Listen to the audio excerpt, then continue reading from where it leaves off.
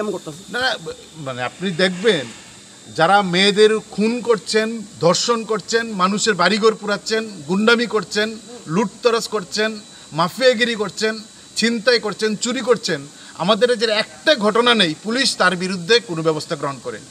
Police গুন্ডা, mafia, ধর্ষক, ডাকাত, চোর, ছিনতাইবাজ তাদের দেখলে আমাদের যে পুলিশের হাঁটু কাঁপে।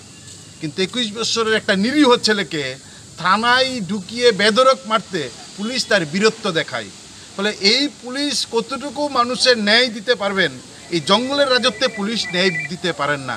ফলে আমরা এই জঙ্গলের রাজত্ব অবসান যতক্ষণ না হয় ততক্ষণ পর্যন্ত, এই যে এর আগে উদয়পুরের শিক্ষক বিজেপির নেতা পিটিয়ে পুলিশকে দিল, পুলিশ তাকে হসপিটাল পাঠালো, হসপিটাল পোস্টমর্টম না করে ছেড়ে দিল। এই যে গুন্ডা পুলিশ এখন হাসপাতাল যুক্ত হয়েছে, কারণ চিকিৎসক প্রফেসর ডক্টর যখন রাজ্যের মুখ্যমন্ত্রী স্বরাষ্ট্রমন্ত্রী তখন এই স্ট্রাকচার তৈরি করেছেন।